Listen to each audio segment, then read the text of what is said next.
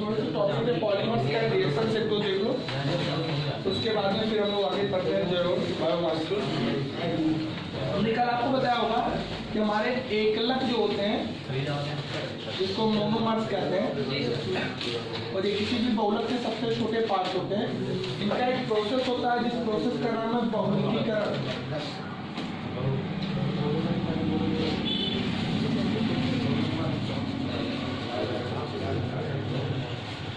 Polymerisation.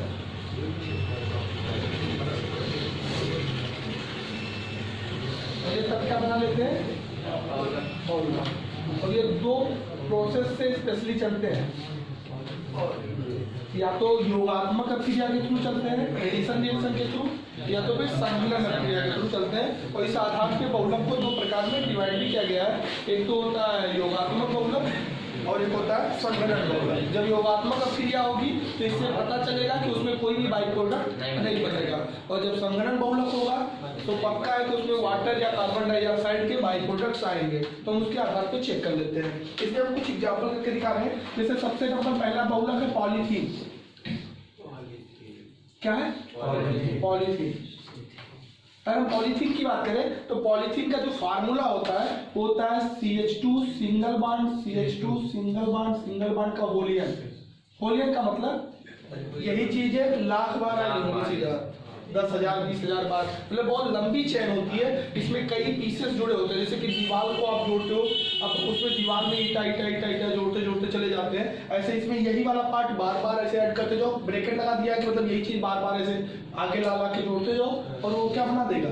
Polythene. ये polythene के फार्मूले कहलाते हैं, सूत्र कहलाते हैं। तो पहले नंबर तो पॉलीथीन एक बहुलक है और इसका सूत्र ऐसा होता है। ऐसा का मतलब यही चीज बार बार। होलियन का मतलब जन की संख्या जहाँ पे 10,000 से ज्यादा ही होती है, मतलब 10,000 लोगों से ज्यादा ही जुड़े होते हैं। ये बने किससे होते हैं? इनका एकलक कौन है?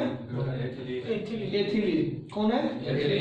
एथिलीन का फार्मूला आपको पता होगा CH2 डबल बॉन्ड CH2, मतलब इसी से ये बनता है। तो एथिलीन है इसका एकलक, मतलब पॉलीथीन एक बहुलक है जो एथिलीन से बना है, इसलिए एथिलीन इसका एकलक है। कैसे बना होगा? CH2 ऐसे हुआ, इसका आप कितना पीस लेंगे? आगे n से गुणा कर देंगे तो n 30 हो जाएगा। क्या कराएंगे? बहुलकीकरण, पॉलीमराइजेशन कराएंगे। तो ये क्या होता है, यहाँ जो डबल बॉन्ड है इसका एक बॉन्ड हटा दो तो क्या बन जाएगा? CH2 और इधर एक बॉन्ड दे दो। मतलब इसको हम ऐसा कर सकते हैं कि ऊपर वाला बॉन्ड तोड़ दो और आधा इधर कर दो, आधा इधर कर दो, और होल का क्या लगा दो? ये बनकर ये दो पीस ऐसे साइड में होगा तो क्या बन गया? मतलब एथिलीन से पॉलीथीन बनने का ये रिएक्शन था। ऐसे हम एक दूसरा और भी बता दे रहे हैं। जैसे कि आप देखोगे नायलॉन 66, आपको पता होगा नायलॉन 66 भी क्या है? पॉलीमर है। यही आपका धागा अक्सर कंपनी वाले नायलॉन बना के बेच रहे हैं। तो नायलॉन 66 एक पॉलीमर है। ये भी तो फार्मूले में कुछ होगा। इसका फार्मूला होता है CO CH2 का होल 4 CO NaH CH2 का होल 6 NaH का होल N। ये पार्ट अगर बार बार ऐसे जुड़ता चला जाए तो बनाता है नायलॉन 6, मतलब आपका धागा। ये नायलॉन 6 किससे बना होता है? अपने मोनोमर से। इसका भी कोई मोनोमर होगा ना? कौन कौन मोनोमर है इसके? दो। एक तो मोनोमर है इसका एडिपिक एसिड, एडिपिक अम्ल, और एक होता है हेक्सामेथिलीन डाईएमीन। इसका फार्मूला होता है CH2 का होल 4, इधर भी C डबल OH और इधर भी C डबल OH, थोड़ा यहाँ उल्टा लिखा है जी। और इसमें होता है CH2 का होल 6, इधर भी NH2 और इधर भी NH2, N और H2 यहाँ कर दो। तो अगर हम बात करें कि हमारा नायलॉन 66 के कितने मोनोमर हैं, कितने चीजों से बनता है, तो दो चीजों से बनता है, एक एडिपिक एसिड और एक हेक्सामेथिलीन डाईएमीन। तो सबसे पहले तो आपको मोनोमर आना चाहिए। जैसे दीवार ईटा से बना है तो ईटा आना चाहिए कि दीवार ईटा से बना है। ऐसे पॉलीथीन किससे बना है? पॉलीथीन है क्या? बहुलक। तो बना है एथिलीन से, एथिलीन उसका हो जाएगा एकलक। पॉलीथीन का सूत्र ये, एथिलीन का सूत्र ये। बना कैसे? इस रिएक्शन से। समझ में आया? इसमें क्या कोई बाई प्रोडक्ट निकला? नहीं, योगात्मक है ये। लेकिन इसको हम थोड़ा सा ध्यान से देखें तो नायलॉन 66 क्या है? एक बहुलक। बना किससे? एडिपिकम्ल और हेक्सामेथिलीन डाइएमीन, दो चीजों से मिला। मतलब इसके दो एकलक है। कितने एकलक है? दो एकलक है। एक एडिपिकम्ल का सूत्र ये और हेक्सामेथिलीन का सूत्र ये। बना है कैसे? ध्यान से देखते हैं, नीचे लिख सकते हैं। हम एडिपिकम्ल पहले लिख लेते हैं।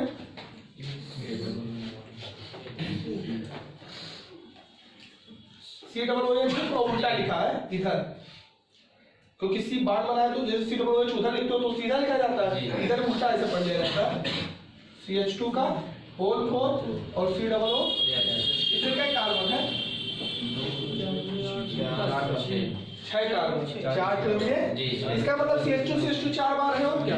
होल 4 का मतलब है 4 दाई CH2 निचोड़, तो के चारों इकट्ठे कैसे होल करा है? 6 कार्बन होगी नहीं? और प्लस EN पीस ले लेंगे उसे, NH2 है, NH2 CH2 का होल 6 और NH2 में क्या कार्बन है? इसमें सर 6, इसीलिए इसका नाम रखा गया नायलॉन 66। इसी 6 कार्बन की वजह से इसका नाम नायलॉन 66 लिखा जाता है। और इसका जब पॉलीमराइजेशन होता है, बहुलकीकरण होता है, तो क्या होता है? यहाँ से एक OH और यहाँ का एक H और यहाँ का OH और यहाँ का एक H, क्या बना देंगे? 2H2। क्या बना देंगे? 2H2। यहाँ बचा क्या? CO। क्या बचा? CO। यहाँ क्या बचा? CH2 का होल 4 और यहाँ भी क्या बचा है? CO। OH निकल गया है, यहाँ बचा यानी एक H निकला है। यहाँ तो CH2 का होल 6 सही है और यहाँ भी नहीं है। ऐसे दोनों को याद करके क्या बना देंगे? तो ये क्या है? समझ में आया? इसमें कुछ बाई प्रोडक्ट निकल रहा है कि नहीं निकल रहा? मतलब ये संघनन बहुलक है।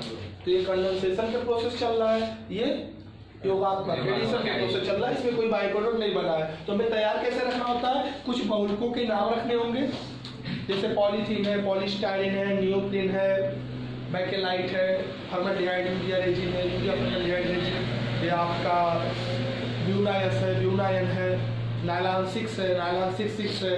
तो इस तरह के जो हमारे क्या है बहुलक पॉलीमर के नाम आने चाहिए, फिर उनके सूत्र आने चाहिए। जैसे पॉलीथीन का ये फार्मूला है, नायलॉन 66 का ये फार्मूला है, तो सिर्फ गियरबुक होगा ना? आपके मोबाइल पे हमारे पास देखो हिंदी मीडियम वाला नहीं मिल रहा था तो हमने इंग्लिश वाला भेज दिया है। लेकिन उसमें रिएक्शन वाला देखोगे तो उसमें मत पढ़ तो ले जाओगे ना आराम से। और जो डिफिनीशन हमने कल बता दिया है उसमें डिफिनीशन इंग्लिश में लिखा होगा। नेचुरल पॉलीमर, आर्टिफिशियल पॉलीमर या फिर लीनियर, ब्रांच, क्रॉस मतलब क्रिया, ब्रांच मतलब शाखे। तो आप हिंदी तो जान ही जाओगे, क्या वहाँ इलास्टिक होगा, फाइबर्स होंगे, थर्मोसेटिंग होगा, थर्मोप्लास्टिक होगा। तो उसी को हम लोगों ने आपको बताया प्रत्यास्थ, उसके बाद में रेशेदार, फाइबर्स को रेशेदार कहते हैं, थर्मोसेटिंग मतलब ताप दृढ़, थर्मोप्लास्टिक मतलब ताप सुघट। तो वहाँ तो आपने जानी लो, वहाँ पे एडिशन पॉलीमर होगा और कंडेंसेशन पॉलीमर होगा। आपका योगात्मक और परिभाषा तो आप जानते हो, उसका इंग्लिश अगर पढ़ोगे तो इंग्लिश से भी सीख ले जाओगे, इतना इंग्लिश तो आता ही होगा। और नहीं आता है तो हिंदी में हमने आपको बता दिया है, वो भी बहुत जनरल लैंग्वेज में लिखा है। लेकिन उसके बाद हमने एक चार्ट बनाया होगा, तो जब PDF गया होगा उसमें आप देखोगे पॉलीमर और मोनोमर, इधर पॉलीमर का नाम और सूत्र और यहाँ पे मोनोमर और उसका सूत्र। यहाँ पॉलीमर बनाए होंगे, नाम लिखे होंगे, जैसे लिखोगे पॉलीथीन तो यहाँ सूत्र भी बना दिए होंगे। और फिर उसके आगे हम बताए होंगे कि उसका मोनोमर कौन है, एथिलीन, तो उसके नीचे ये सूत्र बना दिए होंगे। फिर आगे लिखे होंगे नायलॉन 66 पॉलीमर, उसका सूत्र नीचे लिखे होंगे, उसके सामने उसका मोनोमर, ये दोनों मोनोमर बताए होंगे और दोनों मोनोमर का सूत्र लिखे होंगे। फिर ऐसे हम 11 का बता दिए होंगे और फिर जब आगे बढ़ोगे तब इस तरह वाला एक रिएक्शन बताए होंगे कि कैसे बना है सब चीजें। तो वो चीजें आप वहां से हैंडल करके कुछ नॉलेज क्लियर रख सकते हो। क्योंकि बोर्ड में 30% डिडक्ट होने की वजह से ये चैप्टर हटा दिया गया है, तो इस साल आपके बोर्ड एग्जाम में नहीं आएगा, लेकिन कंपटीशन में बैठोगे तो आएगा। बोर्ड ने 30% जो कट किया है उसमें ये चैप्टर को इस साल हटा दिया। बाकी हम नॉलेज के लिए आपको पढ़ा दे रहे हैं कि इन फ्यूचर अगर कभी भी पढ़ाई इस साल छोड़ देते हो तब तो कोई काम का नहीं है, लेकिन इंटर बाद अगर पढ़ाई करना है तो जरूरी है। आपको पता होगा कि हम लोग चारों तरफ से किससे घिरे हुए हैं? पॉलीमर से। ये आपका जो यहाँ लगा ये पॉलीमर है, जो पहने हैं पॉलीमर है, जूता पहने हो पॉलीमर है, पर्स रखे हो पॉलीमर है, मतलब बेल्ट लगाए वो भी पॉलीमर, और सब के सब आर्टिफिशियल पॉलीमर है। नेचुरल पॉलीमर हम लोग यूज नहीं कर पाते क्योंकि वो बहुत ही महंगा होता है। नेचुरल पॉलीमर मतलब क्या, बेल्ट लगाए हो कि नहीं, अगर वुडलैंड का जाओगे गोल घर में मांगोगे ओरिजिनल पॉलीमर का दीजिए, मतलब लेदर का, तो 3200 से शुरू है बेल्ट। मतलब वहाँ सबसे जो सस्ता बेल्ट है वो कितना का है, वुडलैंड का ही बर्डोपुर मिलेगा 120 रुपया। वुडलैंड का मोहर है, वो रेक्जीन है, नियोप्रीन और पोलोप्रीन के मिक्सचर था, वो आर्टिफिशियल पॉलीमर है। ओरिजिनल बैलेट अगर लोगे पर्स आपका 1800 2000 से स्टार्ट होती है। गोल घर में सिर्फ एक ही दुकान है जिसका जो खुद का शोरूम है और उसमें खाली बेल्ट बिकता है। हम तो उसमें एक बार एंट्री मारे तो हम सोचे इन लोगों का दिन में बिकता कैसे होगा। मतलब एक तो 3200 की रेट से शुरू है बेल्ट, और खाली बेल्ट वो बेचता है, बेल्ट के अलावा कुछ बिकता भी नहीं वहाँ पे। और वहाँ लोकल चीजें गोल घर के जस्ट सामने आप गांधी गली के सामने देखोगे वहीं पे वो शोरूम बना हुआ है, और वो खाली ओरिजिनल बेल्ट एंड बेल्ट बेचते हैं, मतलब लेदर के ओरिजिनल सामान, जिसमें वहाँ 3200 से बेल्ट शुरू है और 1800 से पर्स शुरू है, सबसे थर्ड क्वालिटी का। उससे आगे बढ़ोगे उसमें वो लेदर भी बताएंगे कि किसका है, मतलब वो चमड़ा किस जानवर का है, मतलब उस पर लिखा होता है, नोटेड होता है कि वो किसके लेदर से बनाया गया है, किस चमड़े से बनाया गया है। तो ओरिजिनल जो होते हैं वो महंगे आते हैं वो, और हम लोग ज्यादातर किससे गिरे हैं, आर्टिफिशियल। अपने लाइफ में आर्टिफिशियल ना रहे तो आधे लोग बेल्ट लगाने नहीं पाएंगे, नाड़ी बांधना पड़ेगा। अरे जानवर मरेंगे तभी तो बनाओगे, तब तक तो डोरी बांध के चलो।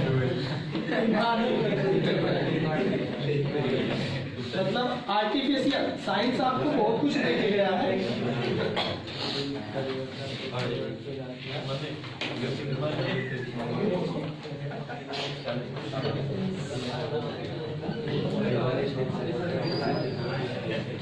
अच्छा इस समय और भी महंगा हो गया, जब से योगी जी ये सब बंदी करवाए हुए, आपको पता होगा ना चमड़ा उद्योग का कार्य सबसे ज्यादा कानपुर करता है, तो कानपुर अपनी यूपी में पड़ता है, बाबा जी के एरिया।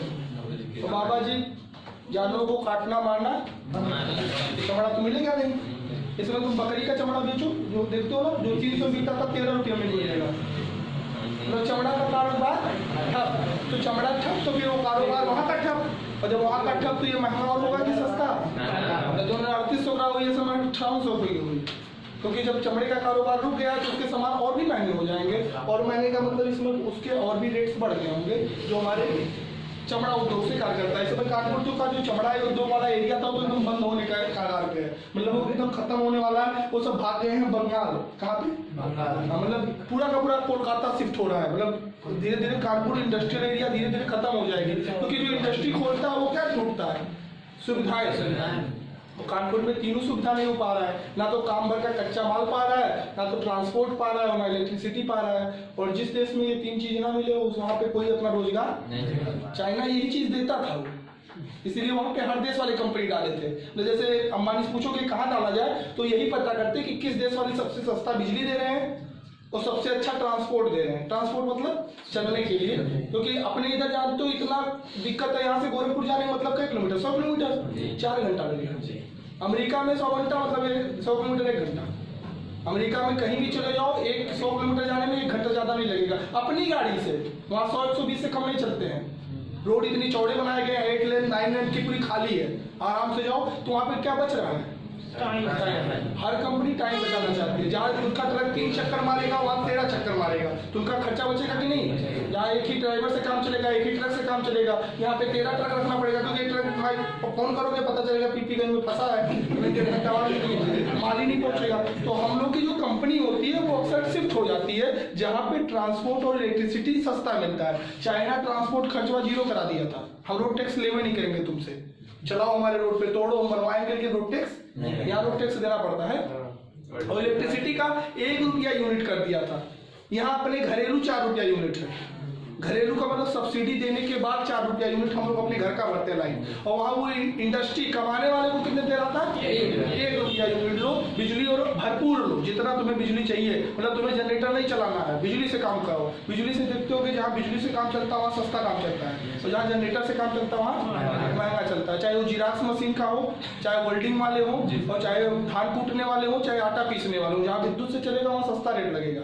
तो वो लोग पूरी इलेक्ट्रिसिटी देते थे। जैसे हर देश की कंपनी कहाँ पहुँच गई और वो डेवलप हो गया, बुलवा लिया। अलग की बात है उसका थोड़ा सा गुडविल अच्छा नहीं है, इसलिए वहां से लोग फिर निकलने इसलिए लगे कि हर देश उसके सामान का बहिष्कार कर रहे हैं, हम नहीं लेंगे चाइना। तो चाइना में वो रह के क्या करेगा? तब वो आएगा अमेरिका में, इंडिया में, अमेरिका टाइप मतलब कंपनी वही रहेगी, नवा मेड इन चाइना की जगह पे मेड इन अमेरिका लिख के आएगा। तब लोग लेंगे कि नहीं लेंगे? इसलिए वहां से उसके गुडविल की वजह से निकले। लेकिन वो ऐसी प्लानिंग करते हैं फ्यूचर कि हर के हर जितने बढ़िया बढ़िया कंस्ट्रक्शन थे सबके सब वहीं पहुंच गए। और आज भी अभी बहुत ऐसी चीजें जिसको तुम हटा नहीं सकते। ये सब जो दिया है कौन दिया है? उसी की देन है चाइना। अभी उसको एकदम मना नहीं कर सकते क्योंकि वो इतना डेवलप है, इतना ज्यादा प्रोसेस पे है कि हम लोग के यहाँ तो अभी भी लड़ियां बनाते हैं। बच्चों को चलने के लिए क्या चाहिए? मांग देखे हो कि नहीं? आगे मेहनत नहीं आ वो लड़का चलना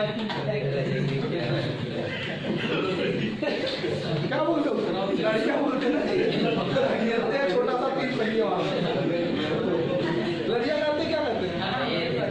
कुछ और कहते हैं। बच्चे जो चलते हैं अभी वो फर्नीचर खा के चलता है। तो हम लोग की जो पॉलीमर्स होते हैं, आपको पॉलीमर से दो फायदे हैं बल्कि। पहला फायदा तो ये है कि पॉलीमर से ही हम लोग की आवश्यकताएं पूर्ति हो रही है, नेचुरल चीजों से नहीं हो पाता। मतलब सूत काट के खुद से अगर काम चलाना होता तो गांधी जी तो उतना लपेटे पाई करें हम वो नहीं मिला लपेटे। क्योंकि अब नेचुरली इतनी जनसंख्या हो चुकी है कि नेचुरली उतना चीज कहाँ प्रोवाइड हो पाएगा। तो हम लोग का कौन मदद कर रहा है? आर्टिफिशियल। तो कंपनी पॉलीमर बना रही है। जैसे लेदर तो नहीं मिल पा रहा है लेकिन रेक्जीन तो मिल रहा है ना। रेक्जीन से जूता जितना चाहो उतना मिलेगा, कंपनी बना के दे रही है। और एकदम वो चमड़े के जैसा ही लगेगा, वो तो चमड़ा रहेगा नहीं। इसमें नुकसान क्या है? ये चीजें जब डिफ्यूज होती है, जलाई जाती है, तो बहुत ज्यादा मात्रा में कार्बन डाइऑक्साइड छोड़ती है। ऑर्गेनिक सब्सटेंस है ना, ऑर्गेनिक पदार्थों को कार्बनिक में कार्बन की संख्या ज्यादा तो कार्बन डाइऑक्साइड मतलब इन्हें काला धुआं ज्यादा निकलेगा। इनकी चीजों को जब जलाओगे, जो पॉलीमर्स होते हैं, कभी आपने अपने बेल्ट को जलाओ, देखो इधर काला काला धुआं निकलता है। पर्स को जलाओ, पॉलीथीन को जलाओ, काला धुआं निकलेगा कि नहीं? तो इससे सबसे बड़ी जो नुकसान है वो डैमेज करने का है। जब इसका यूज हम लोग करके छोड़ रहे हैं तो इससे प्रदूषण क्या हो रहा है? बढ़ता चला जा रहा है। अगर ये जला तो वायु प्रदूषण बहुत तेज से बढ़ाता है, और अगर जला नहीं तो ये पानी वानी से बह हो के नदी वदी के थ्रू समुद्र में जा रहा है, और ये समुद्र में जाके अंदर पट रहा है। सबसे बड़ी बात ये सड़ता नहीं है। पॉलीथीन एक बार बन जाएगा तो सड़ेगा, और उसके डिफ्यूजिंग रेट मिट्टी में पड़ गया, मृदा प्रदूषण बढ़ाएगा, क्योंकि आपकी खेती बंजर ऊसर जमीन हो जाएगी। तो अगर जमीन में रुका तो मृदा प्रदूषण बढ़ाएगा, जलाओगे तो वायु प्रदूषण बढ़ाएगा, वो भी हाई रेट में। और अगर बह के चला गया नदी के थ्रू तो समुद्र में जाके बैठ रहा है। आपको पता होगा हिमालय से बड़ा कलेक्शन हो चुका है इस समय हिंद महासागर में। किसका? प्लास्टिक और फाइबर्स का। प्लास्टिक और फाइबर वहां इकट्ठा हो चुका है। बह के नदी में से आज जब बह के गया तो इकट्ठा होगा नीचे ना। जब नीचे कचरा इकट्ठा होगा तो पानी ऊपर फेंकेगा कि नहीं? ऊपर फेंकेगा, वो सड़ेगा है नहीं। और जब ऊपर फेंकता है तो वहाँ के तल ऊपर उठ जाते हैं, जिससे आसपास के एरियाओं में बाढ़ आने का खतरा बढ़ जाता है। मतलब जहाँ पे लेवल वहीं तक का था, लेवल और ऊंचा पानी फेंकेगा नहीं, अंदर मटेरियल जाएगा तो ऊपर उठेगा ही उठेगा। इससे लेवल बढ़ने से हमारे कई नुकसान होते रह रहे हैं। तो इसके प्रदूषण को लेकर सरकार थोड़ी सी चिंतित रहती है कि हम पॉलीमर ज्यादा से ज्यादा यूज करेंगे तो हमारे आने वाले फ्यूचर में हर तरह से प्रदूषण को रोक नहीं मिलेगा। तो इसीलिए पॉलीथीन पे क्या लगा दिया जाता है? बंदिश किया गया है कि मतलब इसका यूज हम कम से कम करें। वन टाइम यूज वाला तो बंद करा दें। वन टाइम मतलब इसको यूज किए और फेंक दिए, तो ये वन टाइम यूज हुआ ना, इसको बंद करो। जो मेनी टाइम यूज हो उसे चलाओ। जैसे कि बल्टी हुआ, हम बल्टी एक बार यूज करके फेंकेंगे थोड़ा ना, तो कह रहा है ठीक है प्लास्टिक की बल्टी चलाओ, कम से कम 10-20 महीना तक यूज करोगे। लेकिन पॉलीथीन फेंक रहे हो तो तुम जल्दी जल्दी वो डिफ्यूज कर रहे हो, तो उस चीजों पे प्रतिबंध लगाया है। लेकिन अपने अंदर प्रतिबंध लगाओ चाहे, अपनी जनता कहाँ मानती है? जनता क्या बनता है? उसको क्या, उसको 60 साल जीना, 60 साल बाद शायद यहाँ परमाणु बम लग जाए, उससे क्या लेना?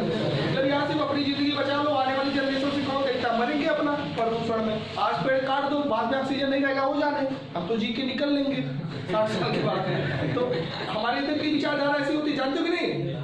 इसका हम सिंपल एग्जांपल दिखाएं। बारात जाते हैं, बारात में जब जूता में कचरा लगेगा, रजाई उठेंगे उनकी बारात पूरी हो गई। अब चाहे उसमें कोई मंत्र पढ़ाए और चाहे यज्ञ कराए और चाहे अपनी बारात में जाए, उनको अपने बारात से कोई मतलब नहीं है। ऐसे विचारधारा के लोग अपनी जिंदगी में भी जी रहे हैं। मतलब उनको अपनी जिंदगी से मतलब है, अपना खेत बाड़ी बेच बात के खा डालेंगे, पी डालेंगे, उनको क्या मतलब? लड़का चाहे भीख मांगे उससे उनको नहीं मतलब है। आने वाली जनरेशन चाहे भीख मांगेगी, उससे जनरेशन रही है, वो अपना देख रहे हैं। और ऐसा बारात में भी देखा होगा, अब देखियो मतलब वहां से खटिया से जब उठते हैं तो खटिया को बढ़ने से नहीं रखेंगे, मतलब इस तरह उसकी व्यवहार करते हैं जैसे लगता है उसका लास्ट डेट है, अब इसके बाद यूज में नहीं आएगा। तो ऐसे विचारधारा के लोग जब यहाँ पे है तो चाहे बंदी किया जाए कोई मतलब नहीं निकलेगा। वो यहाँ भी उतने ही रेट से प्लास्टिक का यूज किया जा रहा है। और चूंकि हमारे कुछ बिचौलिए जो कंपनी वाले हैं वो अपने चीज को कायम रखने के लिए भी यूज करते हैं। जैसे एक सिंपल एग्जाम्पल, गुजरात में शराब बंद है, जानते हो कि नहीं? लेकिन सबसे ज्यादा वही बिकता है। सबसे ज्यादा शराब कौन बेच रहा है? जबकि गुजरात में, बिहार में बंद है, पता है आपको? शराबबंदी बहुत पहले हो चुकी है बिहार में, लेकिन सबसे ज्यादा बिहार वाले शराब बना रहे हैं और पी रहे हैं और बेच भी रहे हैं। तो यहाँ पे बंदी का कोई असर नहीं पड़ता, क्योंकि यहाँ के लोगों में शिक्षा की कमी है, साक्षरता की कमी है, लोगों को इसका कोई मतलब नहीं निकलता। आगे हम लोग टॉपिक देखते हैं जेरोड। हमने पॉलीमर का जो भेजा है आपको, वो आप काम भर का इतना पढ़ लेना हो कि आपकी नॉलेज में हो जाए, आपके नॉलेज बढ़ उसमें है, उससे कोई एग्जाम में आने वाला। वैसे हम आपको एक चार्ट देंगे कि कौन से टॉपिक इस बार एग्जाम में आएंगे, वो 30% कौन कटा है वो हम आपको बता देंगे। तो एग्जाम के पीरियड में तो मत पढ़ना, उसे जो आएगा वही पढ़ना, लेकिन नॉलेज के लिए तो भाई टोटल पढ़ना पड़ेगा। और तैयारी करोगे तो टोटल में इससे ज्यादा भी और पढ़ना पड़ेगा, इतने से नहीं काम चलने वाला है। तो अगर आगे कंटिन्यू पढ़ाई करना है तो इसको पूरा अपने मानो, चाहे आवे चाहे ना। और इंटर पढ़ाई लेकर 100 दिन निकले कोई, तब बिल्कुल बेकार चीज है। तो यही का फायदा, इंटर बाद में फिर कोनो काम नहीं आनी पर पानी बन के। तो फिर ये जो काम हो गया, इंटर पास करो, वीजा बनाओ, निकल लो। वहाँ पे आदमी की कमी आ गई है, सैलरी बढ़िया उठी, सब भाग आए हैं, तो बढ़िया से वहाँ सैलरी पाओगे, कम से कम 45-50 हज़ार। हमारा एक चैप्टर है बायोमॉलिक्यूल्स। ये बायोमॉलिक्यूल्स अगर हम बात करें तो ये बायोकेमिस्ट्री में आता है बाबू। ये बायोकेमिस्ट्री को टोटल का टोटल बायो से रिलेट करता है। बात नहीं, बायो रिलेट का मतलब होता है कि बायोलॉजी के टर्म्स को पढ़ने के लिए केमिस्ट्री जो इंक्लूड करती है, उस चैप्टर का नाम क्या है? बायोमॉलिक्यूल्स, जिसको हम लोग जैव अणु कहते हैं। और इसमें पूरी की पूरी बायो से टच पॉइंट होती है। ये हमारे कोर्स में अभी भी है, इससे भी क्वेश्चन आने वाले हैं। तो क्या चीजें होती है इसको भी जानना है, इसलिए हम चीजों को बता दे रहे हैं, बाकी भेज देंगे लोग, उसे समझ लेना। सबसे इंपॉर्टेंट होता है कि ये जैव अणु क्या है, मतलब जिसे हम पढ़ने जा रहे हैं वो है क्या। तो आपको पता होगा सजीवों को जीने के लिए, मतलब लाइफ को मेंटेन रखने के लिए, दूसरा नंबर आवश्यक ऊर्जा को प्राप्त करने के लिए, मतलब हमें 2 चीजें चाहिए, एक तो आगे जिए और दूसरा आज वाला जरूरत पूरा हो। जैसा कि हम अर्निंग में आपको बताते हैं, ऐसे लोग किसी काम के नहीं होते जो आज की जरूरत का सिर्फ पैसा कमाते हैं। उनको ऐसा भी कमा के रखना पड़ेगा जो आज नहीं लगेगा लेकिन आने वाले समय में लगेगा। जैसे लड़की पैदा हुई है तो फिर शादी तो करना ही पड़ेगा, और भारत में दहेज प्रथा का ये कुप्रचलन है तो देना ही पड़ेगा। तो उसके लिए अगर लड़की भी 10 साल की है और तुम उसके लिए कमा के नहीं रख रहे हो तो सुसाइड करने का केस आप बना रहे हो, फिर तो आपको सुसाइड करना ही पड़ेगा। या तो फिर लड़की ऐसा काम करेगी जिससे आपकी इज्जत नीलाम हो जाएगी, क्योंकि आप उसकी सुविधाओं को, जैसे बच्चा भी छोटा है तो भी तो उसको खिलौना चाहिए 5 रुपए का, लेकिन ज्यादा तो ना कि 12 में IIT तैयारी करा जाना 2.5 लाख लगा ना। अगर उसकी आज ही से नहीं कमाओगे तो उस समय तैयारी। हमारे शरीर को क्या जरूरत है? 2 चीजें, एक तो कंटिन्यू जीने के लिए, मतलब हमारे शरीर में कुछ ऐसी चीजें जाना चाहिए जो हमारे जीवन को बरकरार रखे, मतलब जीवन को बिगड़ने ना दे। और दूसरा आज की जो जरूरत है, जैसे हम काम कर रहे हैं, बोल रहे हैं, खेत में कोई काम कर रहे हैं, ऑफिस में कोई काम कर रहे हैं, तो उसके लिए ऊर्जा की जरूरत है। अगर वो ऊर्जा नहीं मिलेगा तो आज का काम नहीं होगा। तो कितने सोर्सेज की रिक्वायरमेंट? 2, एक तो फ्यूचर में जिंदगी बचाने के लिए और दूसरा आज का काम करने के लिए। ये 2 कामों की जरूरत को पूरा करने वाले जितने भी अणु होते हैं वो क्या कहलाते हैं? जैव।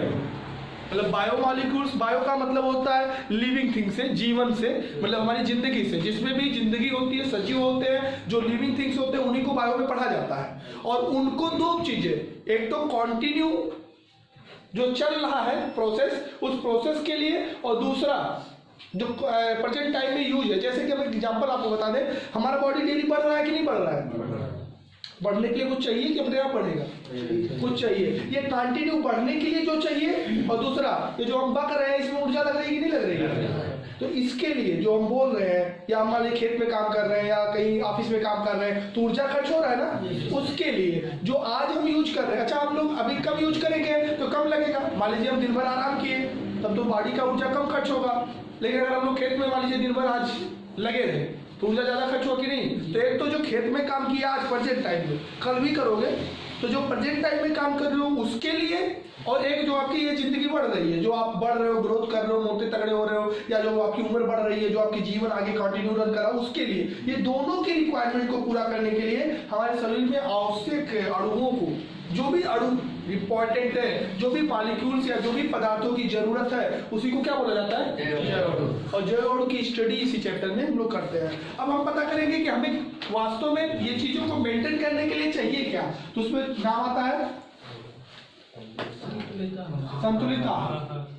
अपने क्लास 7 या 6 से ही पढ़ाया जाता है बैलेंस डाइट। संतुलित आहार जीवन का वो एक फैक्ट होता है जो हमारी सभी आवश्यकताओं की पूर्ति कराता है। जैव अणु वो चीज है जो हमें चाहिए, एक तो जीने के लिए और एक आज का काम करने के लिए। आज का काम चले और जिंदगी चले, ये दोनों के लिए जो चीज की जरूरत है उसे हम क्या कहते हैं। और जैव अणु मिलता कहाँ से है, जब हम लोग संतुलित आहार करते हैं तो हमें जैव अणु मिलता रहता है। जब हम संतुलित आहार नहीं करते हैं तो हमें जैव अणु पर्याप्त मात्रा में नहीं मिल पाता। इससे या तो हमारे आज के जीवन में डिस्टर्बेंस आ जाएगा या तो फ्यूचर के जीवन में डिस्टर्बेंस। जैसे हम आपको एक एग्जाम्पल बताएं, हमें आज बॉडी में कैल्शियम की कमी आ जाए तो उसका इफेक्ट आज नहीं दिखेगा, लेकिन बुढ़ापे में दिखेगा, क्योंकि कैल्शियम से हड्डियां कमजोर हो जाती है, जिससे गठिया जैसे रोग आप पे आ जाएंगे। मतलब बुढ़ापे होते समय में आपके गांठों में दर्द तेज उठेगा, लेकिन जिसके बॉडी में पर्याप्त कैल्शियम रहेगी उसके बॉडी में दर्द या तो नहीं उठेगा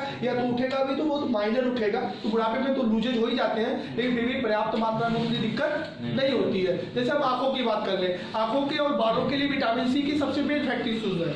अब विटामिन सी अगर नहीं मिलता है तो हमारे आंख की रोशनी जाने के चांसेस सबसे ज्यादा होते हैं। अगर आप विटामिन सी आज नहीं लेते हो तो आज तो नहीं दिक्कत है, लेकिन फ्यूचर बस एक मोटा सा चश्मा लग जाएगा। अगर आपकी आंखों में विटामिन सी आपकी बॉडी में रिक्वायरमेंट पहुंच रहा है तो वो इन द फ्यूचर हो सकता है आपको बुढ़ापे तक भी चश्मा का यूज ना करना पड़े। जैसे कि आपने पुराने समय के लोगों को देखा होगा, वो आज तक भी चश्मा नहीं देख के लगाए हैं और बहुत बढ़िया दिखता, लास्ट अपने जीवन तक चश्मे का यूज। और जिसके बॉडी में कमी आ रही है तो 30 साल में 25 साल में ही चश्मा पे आ जा रहा है। अब दांत की बात कर लो, दांत भी कैल्शियम बेसिस पे होता है। अगर कैल्शियम की रिक्वायरमेंट घट जाती है तो हमारे दांत खराब होना, दांतों का गिरना, मसूड़ों को छोड़ देना, ऐसे प्रॉब्लम्स, पानी का लगना जैसे समस्याएं क्रिएट होंगी। लेकिन अगर कैल्शियम पर्याप्त मात्रा में है तो चूंकि वो पूरा का पूरा कैल्शियम है, कैल्शियम मिलेगा तो उसको मेंटेन रखेगा, तो फिर आपके ज्यादा ही स्टेबल होगा, मतलब ज्यादा दिनों तक चलेगा। तो अपने बॉडी के कॉन्टिन्यू मतलब लाइफ को चलाने के लिए और लाइफ के तत्कालीन जरूरत के लिए जिन पदार्थों की जरूरत होती है उन्हें हम जैव अणु कहते हैं। और जैव अणु को प्राप्त करने के लिए हम डेली क्या करते हैं, संतुलित आहार। संतुलित आहार को इंग्लिश में बैलेंस डाइट कहते हैं। बैलेंस डाइट वो डाइट होती है जो हमें दिन भर में लेना होता है। अब दिन भर में हमें कितना लेना है और क्या लेना है, हमें जैव अणु में क्या क्या आते हैं उनके टर्म को देखते हैं। तो जैव अणु कहता है हमारे शरीर को डेली 6 चीजों की जरूरत है। अगर आप 6 चीज देते रहो तो हमारा शरीर कॉन्टिन्यूअस और फ्यूचर दोनों ही बैलेंस रखेगा। जिसमें पहला है जल, वाटर। आपको पता होगा कि बॉडी की सबसे ज्यादा रिक्वायरमेंट है पानी। पानी ये ज्यादा मांगता है। और आपको पता होगा अगर हम ये यंग एज में हैं तो मिनिमम 4 to 5 लीटर पानी डेली चाहिए। बॉडी में अगर हम 4 से 5 लीटर पानी नहीं देते हैं तो मतलब बॉडी क्या कर सकता है, नहीं दोगे वो अपना इफेक्ट दिखा देगा बाद में। क्या दिखाएगा उसको देखो। जैसे आपको पता होगा कि जल हमारी बॉडी में, आपकी बॉडी में 60 से 65 से 70% का हिस्सा क्या है, जल से बना हुआ है। मतलब हमारे शरीर का पूरा हिस्सा अगर निचोड़ दिया जाए तो 60 से 70% क्या निकलेगा, पानी। सबसे ज्यादा पानी आपको पता होगा टमाटर और खीरा में आता है। खीरा में लगभग 90% है और टमाटर में 95% पानी ही होता है। मतलब टमाटर को निचोड़ दो तो 95% क्या निकलने वाला है, पानी। खीरा में 90%। वो भी समझियो है ना, हाँ प्लांट्स में आते हैं। हम लोगों की बॉडी में कितना पानी है, 65 से 70। और जैव अणु के हिसाब से सबसे पहले आपको क्या चाहिए, पानी ही चाहिए, क्योंकि बॉडी जब 70% पानी से ही बना है और उसमें अगर पानी पर्याप्त मात्रा में नहीं मिलेगा तो ये तो फ्री की चीज है। अब इसे भी तुम ना लेते हो, रेगुलर नहीं लेते हो तो मतलब सिर्फ आपके डेली जो एक्टिविटीज है जिसको हम बोलते हैं दैनिक क्रियाकलाप, उसमें कहीं ना कहीं डिस्टरबेंस है। आपको या तो कोई बताया नहीं है भाई पानी पीने के लिए तो पैसा नहीं लगता है, सिर्फ पीने से मतलब है, और एक बार में नहीं, आपको लगभग एक घंटे पे 1.5-2 घंटे पे आधा लीटर लोगे तो 400 ml 500 ml तो लगभग 3 लीटर 4 लीटर तक आप डेली पहुंच जाओगे। हमें नहीं लगता कि आप 100 लोगों से सर्वे कर लो तो 2 लोग भी मिल जाए जो अपने रिक्वायरमेंट को पूरा करते हैं। नहीं पूरा करने से प्रॉब्लम क्या है? पानी का हमारे शरीर में 3 काम है। पहला काम डाइजेशन को डाइल्यूट करना, मतलब जो खाए पिए हो उसे गिल्ला करना। डाइल्यूट, जैसे आपने देखा होगा कि हम लोग किसी चीज को निचोड़ने के लिए पानी मारते हैं।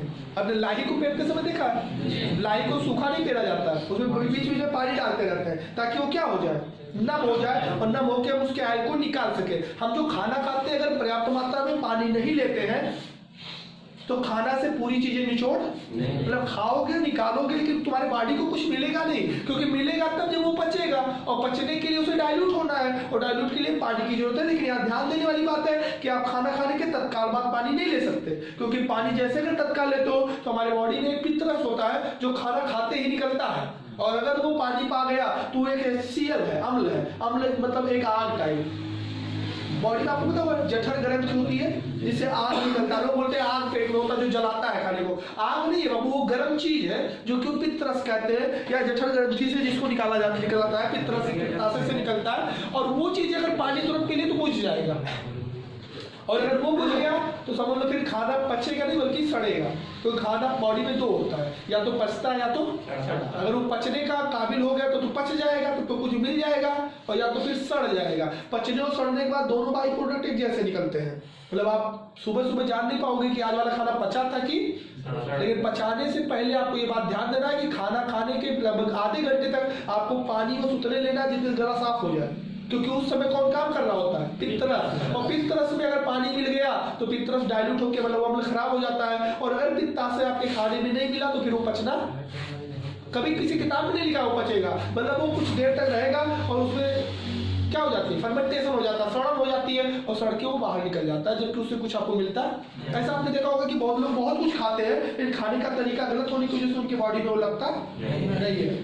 दूसरा फैक्ट, पानी हमें पीना भी है लेकिन खाना खाने के तुरंत बाद नहीं, और खाना खाने के आधा घंटा बाद आप जितना पी पाओ उतना पियो, क्योंकि तब वो डाइल्यूट हो चुका, मिल चुका होता है। मिलने के बाद में पीना भी बहुत ज्यादा है, जब मिल गया तो उसे हल्का करने के लिए पीना भी ज्यादा है। अगर आप नहीं पिए तो पहला नंबर आपका मल टाइट हो जाएगा, जिससे आने वाले दिन में आपको बवासीर जैसे प्रॉब्लम्स क्रिएट होंगे। दूसरा, कब्ज जैसी बीमारी होगी।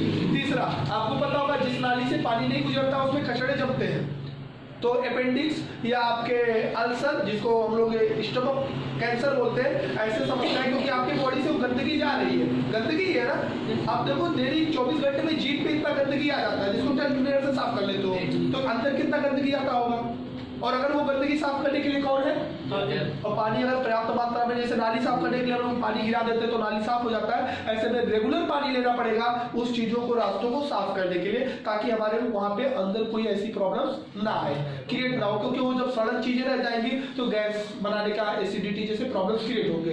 दूसरा फैक्ट होता है पानी का काम हमारे बॉडी से कुछ इंप्योरिटी को अलग अलग फॉर्म में निकालना, जैसे पसीने के रूप में वो यूरिक एसिड और चीजों को निकालता है, पेशाब के रूप में वो यूरिक एसिड को निकालता है। अब मान लीजिए आपको पता होगा यूरिक एसिड का प्रॉब्लम सुने होंगे, कहते हैं इनको यूरिक एसिड का प्रॉब्लम है।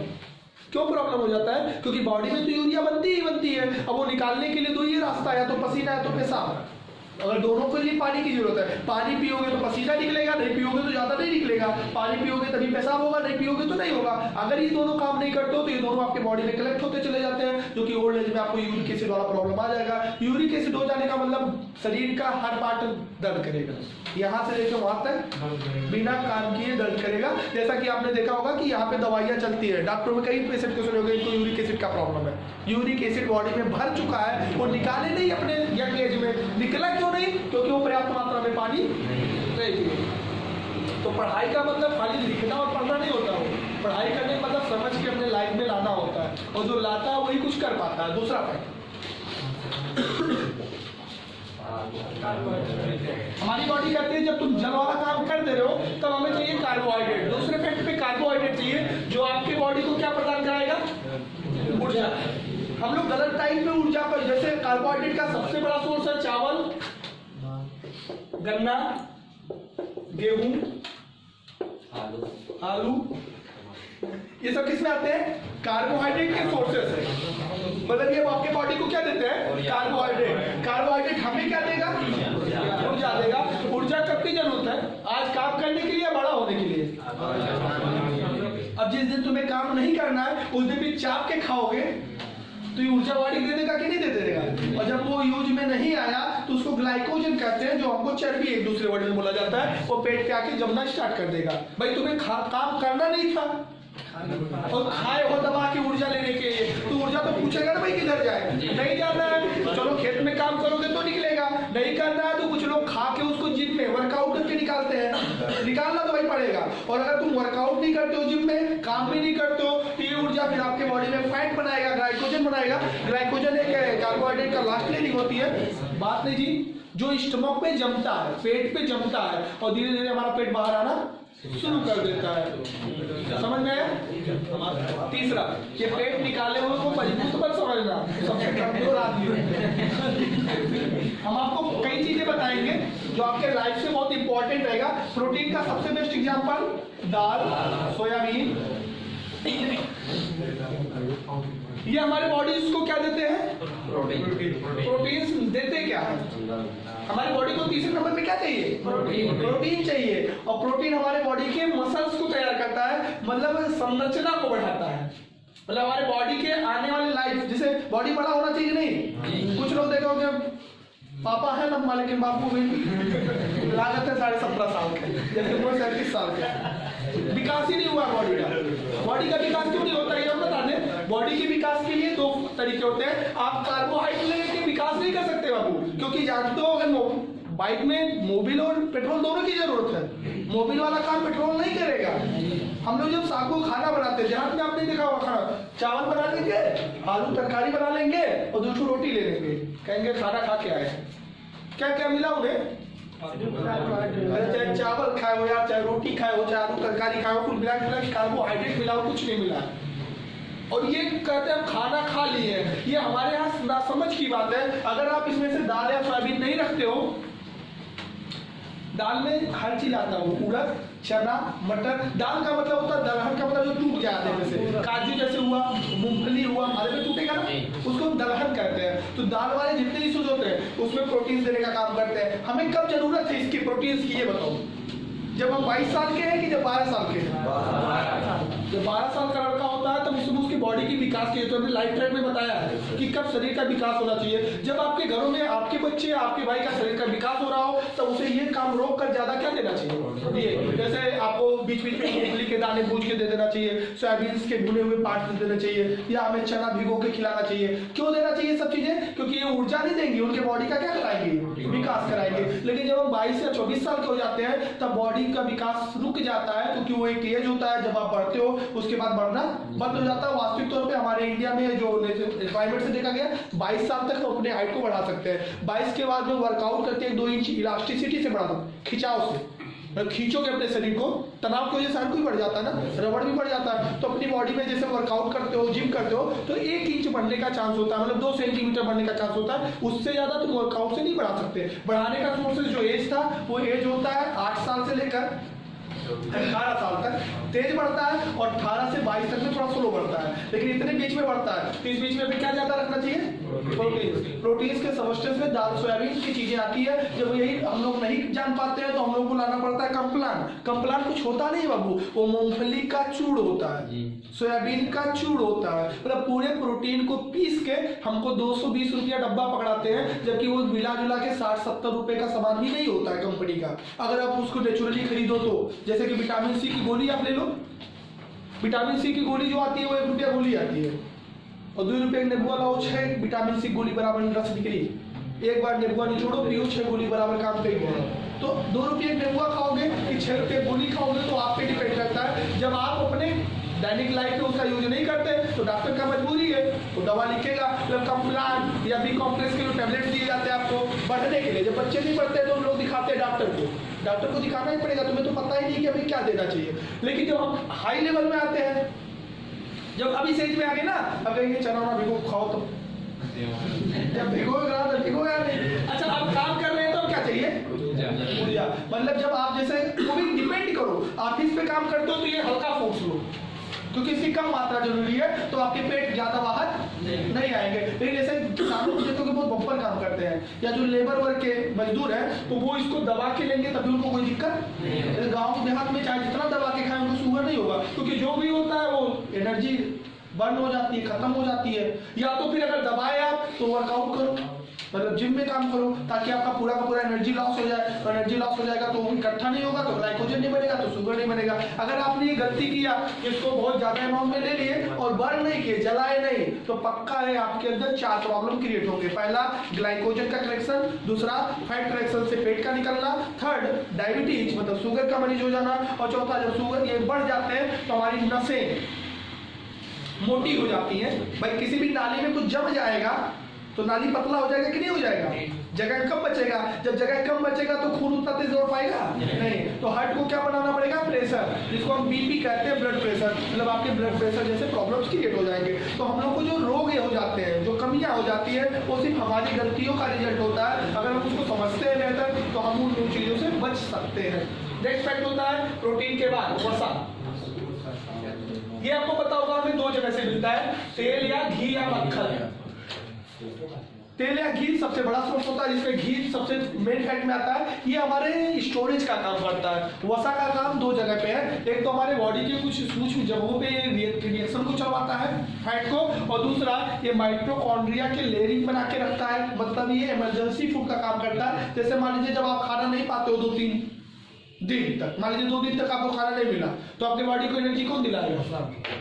ये फैट किस में टूट जाता है? कार्बोहाइड्रेट के पार्ट से क्या देने लगता है? ऊर्जा। मतलब वो समझ लो कि इमरजेंसी का पैसा है। हम लोग अगर फैट लेते हैं तो इससे फायदे 3। पहला नंबर, स्किन में मॉइस्चराइज बनी रहेगी। मतलब आपके देखे होंगे कुछ लोग 13 की एज में ही 33 के दिखते हैं, मतलब झूल रहा है सब। और इसको देख लोगे कहीं उससे लेंस से तो लगेगा कितने महासागर गड्ढे हुए हैं। और उनपे अगर नाखून से लिख दोगे तो लिखा जाएगा स्किन पर, देखोगे नहीं? हम लोग की स्किन कुछ लोग ऐसे होते हैं ना, उसमें से डैंड्रफ टाइप निकलता है। और दूसरा नंबर उसमें कुछ लिख सकते हो, जिसको हम बोलते हैं मॉइस्चराइज का खत्म हो जाना। इस मॉइस्चराइज को बनाने के लिए हम लोग आर्टिफिशियल क्रीम का यूज करते हैं। जब देखेंगे सूखा हुआ तो कुछ क्रीम उरीम लगा लिए, थोड़ा सा नमी आ गया। ये नेचुरल नमी नहीं है वो, ये तुम्हें बार बार लगाना पड़ेगा, क्योंकि वो केमिस्ट्री का एक प्रोडक्ट है। तो वो आपका साइड इफेक्ट भी दिखाएगा, मतलब जैसे दाने निकल जाना या स्किन को और खराब कर देना, ये सब भी समस्याएं आपको आएंगी। वो तो पहले दिन अच्छा लगेगा ना, जब वो अपना साइड इफेक्ट दिखाएगा तब गड़बड़ लगता है। इसीलिए हमें नेचुरल मॉइस्चराइज पे भागना चाहिए। और नेचुरल मॉइस्चराइज सिर्फ किसको दिलाता है? मतलब हम जब तेल और घी का सेवन ज्यादा करते हैं तो हमारे बॉडी में नमी बनी होती है, और उस नमी की वजह से हमारे स्किन सबसे अच्छे लगेंगे। मतलब वो स्किन बहुत बेहतर लगेगा, टाइटनेस उसमें रहेगी, लूजनेस नहीं आएगा। और दूसरा इशू है कि इमरजेंसी में आपको क्या दिलाएगा?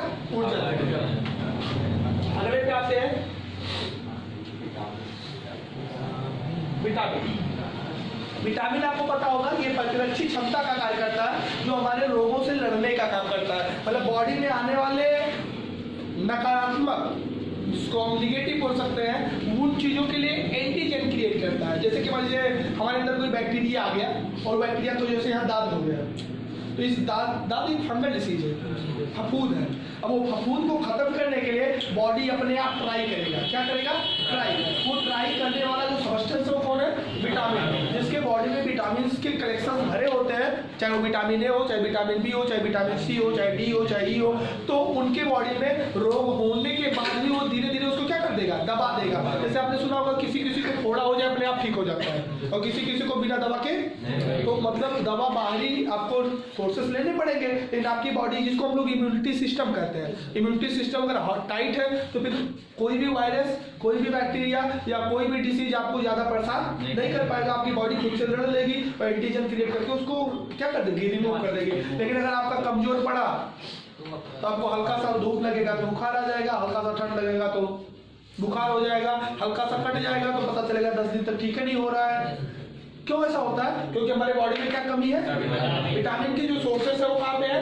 हरी सब्जी। हरी सब्जी में जानते हो जो साग सबसे इंपॉर्टेंट आता है, तो सबसे ज्यादा हरा होता है। उसमें भी भिंडी आती है और बहुत से आपके ग्रीन वेजिटेबल मिलेगा।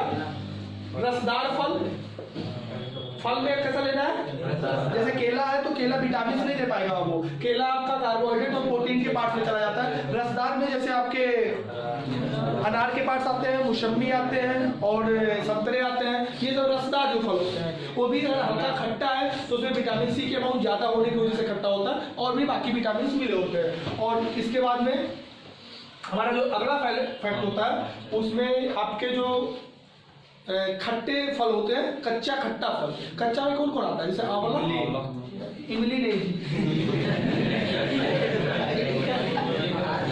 अच्छा एक नाम लियो तो सुन लेना, हम लोग के फूड सप्लीमेंट में सबसे खराब जो सब्सटेंस है, खाने पीने की चीजों में जो सबसे खराब चीज है वो क्या है, इमली।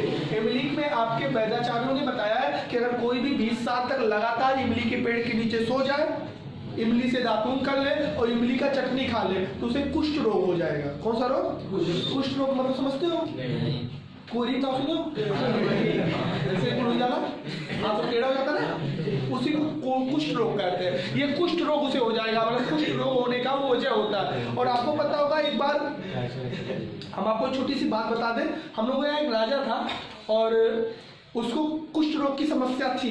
क्या थी, कुष्ठ रोग की समस्या। हमारे यहाँ इस समय दवाई 4 लेवल पे चल रहा है। वो एक एलोपैथ चल रहा है, एलोपैथ का मतलब ये अंग्रेजी दवाई, होम्योपैथ चल रहा है जिसका अलग नियम होता है, यूनानी हमदर्द वाले जो होते हैं वो अलग, और एक आयुर्वेद। कितने लेवल से दवाई हो रही है। उस समय एक दवाई और होती थी, वो दवाई थी हमारे लाइट, प्रकाश और एक्यूप्रेशर, मतलब शरीरों के कुछ हिस्से को दबाने से शरीर के कुछ एक्टिविटीज आ जाते हैं। जैसे आपने देखा होगा अक्सर लोगों को नाखून रगड़ते हुए, ये नाखून रगड़ना उसी के पार्ट में आता है। वो वाली इलाज अब धीरे धीरे क्या हो गया, खत्म। जब उसे कुष्ठ रोग हुआ तो उसने पूरे वैद्यों को बुलवाया कि हमारा कुष्ठ रोग अच्छा थोड़ा सा हुआ था, तो थोड़ा सा को खत्म करना चाहता था। जो राजा था तो उसका अच्छा उसके अपने अपने हकीम थे, क्योंकि वो एक मुस्लिम शासक था और वो हकीम होने की वजह से हकीम दवा करते रहे लेकिन ठीक। फिर उसने सुना कि नालंदा विश्वविद्यालय में एक प्रोफेसर है वैद्याचार्य, जो वैद्य पढ़ाते हैं, मतलब डॉक्टरी पढ़ाते हैं, और वो बहुत अच्छा ट्रीटमेंट करते हैं। तो उन्होंने उन्हें बुलवाया और उन्होंने पता नहीं कौन सा लेयर लगाया, एक थाली में किसी सब्सटेंस का लेयर लगाया, उसमें पानी भरे और उन्हें यही बताया कि जब सनलाइट सुबह निकले तो उसको रख देना थाली को, थाली में प्रकाश पड़ेगा कि नहीं पड़ेगा, और प्रकाश जब उसमें पड़ेगा तो प्रकाश वहां से क्या होगा, रिफ्लेक्ट होगा। आपको हाथ उसी में सेकना है, उसी पानी में, और वो सेकते रहे। 6 महीने में उनका क्या हो गया। लेकिन दुख की बात ये रही कि वो मुस्लिम शासक बहुत ही मतलब अलग टाइप का था। उसने सोचा मतलब हमारे हकीम की बेइज्जती यहाँ हो रही है, जो हमारे पर्सनल हकीम है, और उन्होंने उसकी मौत की सजा दे दी और उस समय उनको फांसी दे दी गई, जो उनका ठीक किया था।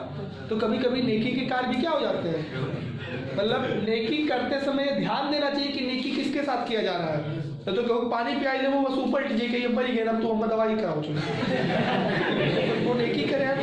सुने हो कि नहीं ऐसा, तो किसी को रोटी खिला दोगे नखड़ा के लिए तो दिक्कत में फंस जाओ, पुलिस स्कूल आई जी है वो कहीं के हमारे लटैया बाज के पता नहीं काउ किया नहीं, तुम्हें पता नहीं काउ किया हो।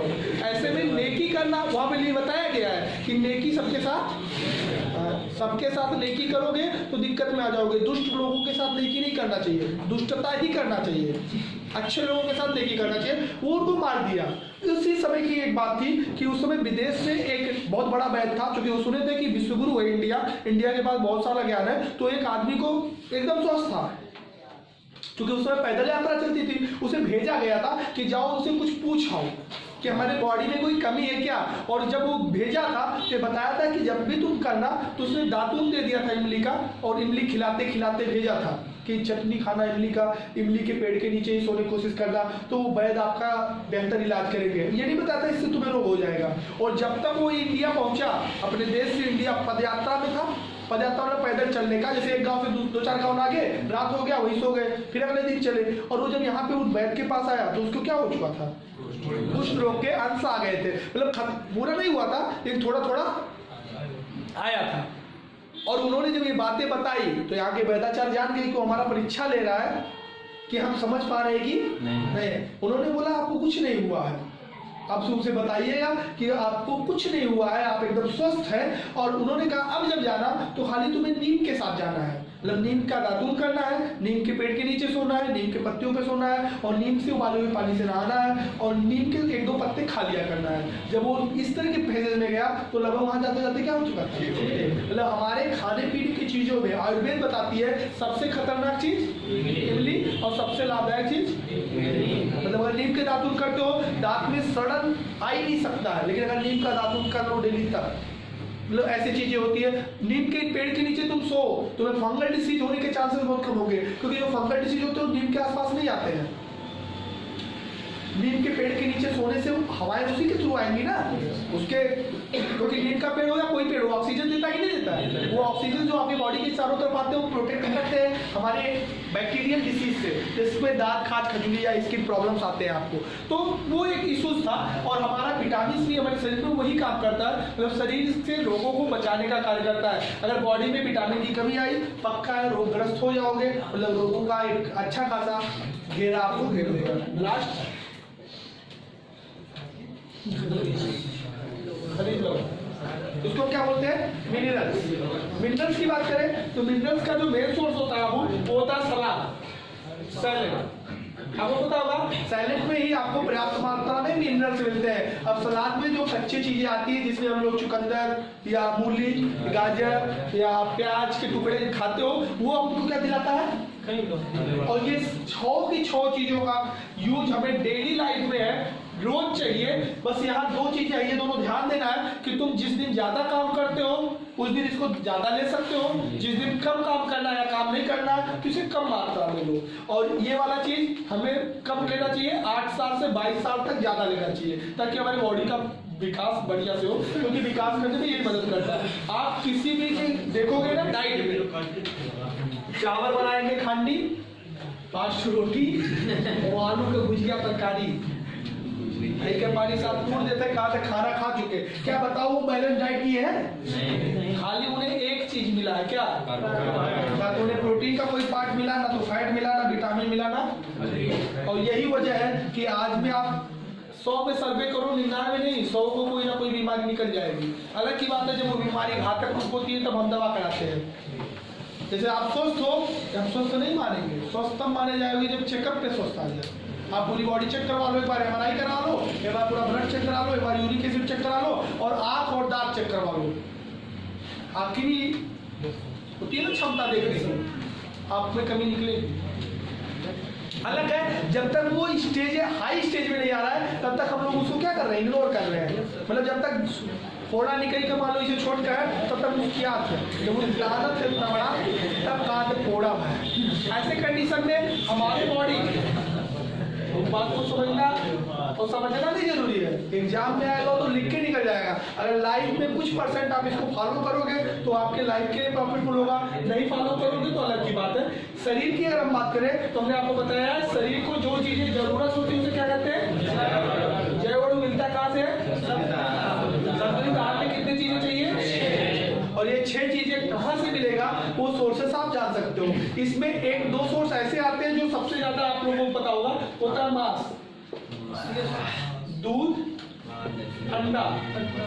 इसमें माइंड में रखना, मांस जो होता है ये आपको 2 चीजें प्रोवाइड कराता है, प्रोटीन और मांस एक ऐसा सोर्स है जो 2 चीजों को कलेक्ट करके देता है। इसीलिए अगर हम लोग जिस दिन मीट खा लेते हैं उस दिन हम चाहे ये भी डालें और ये भी डालें तो दोनों आपको पर्याप्त मात्रा में मिल जाता है।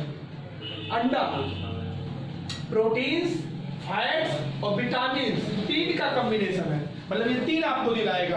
कुछ मात्रा में कार्बोहाइड्रेट यूज में है लेकिन ज्यादा यही है। तो हमारे बॉडी में ये 3, अगर कभी अंडा खाते हैं तो ये 3 आपको कप्पो पार्ट में मिलता है। इसीलिए नॉनवेज खाने वाले अपने ब्रेकफास्ट में अंडा जरूर रखते हैं, अंडा रख लेने से वो 3 का। लेकिन वेज खाने वाले भाई जो वेजिटेरियन शाकाहारी है वो तो मांस और अंडा नहीं खाएंगे, उनका सबसे स्पेशलाइज क्या है, दूध एक ऐसा चीज है जो यहाँ से लेकर यहाँ तक देता है, खाली इसी को छोड़कर। मतलब आपका मांस और अंडा भी उतना चीज नहीं दे पाएगा जितना चीज दूध सिर्फ एक चीज नहीं दे पाएगा। वो क्या, इसके लिए तुम्हें अलग से नींबू, आंवला या कुछ खट्टे रसदार फल खाने पड़ेंगे। बाकी यहाँ से लेकर यहाँ तक का टोटल चीज देता है। यही वजह है कि जब कोई बच्चा होता है तो 6 माह तक किससे चल जाता है, बात समझो जी, कोई भी छोटा बच्चा 6 माह तक किससे चल जाता है? चाहे माँ के दूध या फिर गाय के दूध या भैंस के दूध से ही चल जाता है। मतलब उसके शरीर में सब कुछ पूर्ति वो कौन करता है? तो अगर आप दूध लेते हो तो समझ लेना भाई बाकी चीजों का ध्यान देने की जरूरत नहीं, काम भर का देता रहेगा। खाली क्या कमी पड़ जाएगी? यही हो जाए कि बच्चे की तबीयत ज्यादा खराब होते हैं 5 साल तक, क्योंकि उसकी इम्यूनिटी सिस्टम दूध पीने से ये नहीं मिल पाएगा ना, और ये नहीं मिलेगा तो बॉडी में तो सब कुछ मिल रहा है बढ़ने के लिए, ऊर्जा के लिए, प्रोसेस के लिए, लेकिन रोगों से लड़ने के लिए। इसीलिए बच्चे को आप देखोगे हर 3 महीने पे बुखार हो जाएगा, जुकाम हो जाएगा, पेट खराब हो जाएगा, रोने, पेट दर्द करेगा, एक एक समस्याएं बच्चों को मिलती है। जब वो बोलते हैं 5 साल का हो जाएगा तब फिर वो समस्याएं, मतलब जो भी बच्चा जन्म लेता है तो बचपन से ही ड्रॉप उसको पैदा होते ही दे दिया जाता है। सुबह एंजाइम, शाम को ये, सुबह ये ड्रॉप दे देते हैं। क्यों ड्रॉप देना पड़ता है? क्योंकि बच्चे को मिलता क्या है?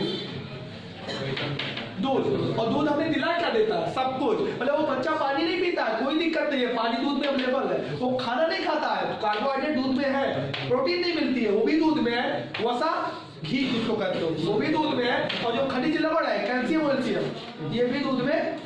सिर्फ एक चीज नहीं है मिनरल्स। जब वो 5 साल का हो जाता है तो धीरे धीरे इसको भी लेने लगता है। जैसे फल खाने का बाद जब तो ये सब लोग तभी लोग मौसमी हुआ, संतरा हुआ, ये सब खिलाने लगते हैं। तो जब उसको खिलाते हैं तो ये वाला भी मिलने लगता है, तो उसकी इम्यूनिटी बूस्ट हो जाती है, जिससे क्यों बेहतर हो जाता है। तो शाकाहारी वालों के लिए, वेजिटेरियन के लिए खाने का सबसे अहम भाग दूध होता है। हमारे जितने साधु बाबा लोग रहेंगे वो कहते हैं कुछ नहीं खाते पीते, तो खाली ढकोलेंगे अच्छे से 1 लीटर सुबह, 1 लीटर नहीं, और हमें कुछ नहीं चाहिए, बहुत दूध फल दे दो, 1 गिलास दूध दे दो, हम खाना तो नहीं खाई, फुल तो ले लियो कौन दूध भी ले लिए दबा के 1 लीटर, और उसके बाद फल भी 2-4 खा लिए। अब तुम्हें क्या चाहिए? अरे हम लोग तो चावल तो खा के भी पूरा नहीं पाए। भाई जब हमने इतना चावल खाया, तो रोटी खाया, सब्जी खाया, तब भी हमें पूरा नहीं मिला। और तुम तो दूध पी के सब कुछ पा रहे हो फल खा के। इसीलिए जो होशियार लोग हैं वो अपने पेट से बहुत कम काम करवाते हैं, वो खाली उन चीजों को लेते हैं जिससे सब काम चले, और उसमें दूध और फल ही आते हैं। दूध और फल, दूध और फल खाओ दबा के, तो आपकी बॉडी की हर चीजें पूरी होती रहेगी। जो नॉनवेज वाले हैं उनमें मांस और अंडा, वेज और नॉनवेज में मांस जो इसमें और अंडे आते हैं, और वेज में दूध आता है। इनके साथ अगर आप चीजों को मेंटेन करते हो तो आपकी संतुलित आहार मेंटेन रहेगी, जिससे आपके बॉडी में आज उसका इफेक्ट नहीं, बुढ़ापे में उसका इफेक्ट। आप तो देखोगे गांव में 2-3 बुड्ढों को जरूर देखना, जो ज्यादा एज के 60 साल से ऊपर पे आपको 3 को देखोगे, एक ज्यादा बीमार चलता होगा, एक उससे ज्यादा एज का अगर फिट चल रहा होगा, वो उसके उस बुढ़ापे का योग नहीं है, उसके जवानी के समय, युवावस्था के समय जो खाया भी है उसका इफेक्ट है कि वो आज मेंटेन है। और आपका मतलब कोई देखोगे कभी एज में ज्यादा रोगग्रस्त है, एक से एक रोग हो चुके हैं। रोग होना ये भगवान का दिया हुआ नहीं बाबू, आपका लिया हुआ है। आप ये मान रहे हो भाई होगा ही होगा। लोग किस पे छोड़ते हैं? वास्तव में अपने आपको बताया होगा ईश्वर होता ही नहीं है। जो तुम सोचते हो, जो करते हो, उसी का इफेक्ट है वो। अच्छा सोचोगे, अच्छा करोगे, अच्छे रिजल्ट आएंगे। इसके आगे का प्रोसेस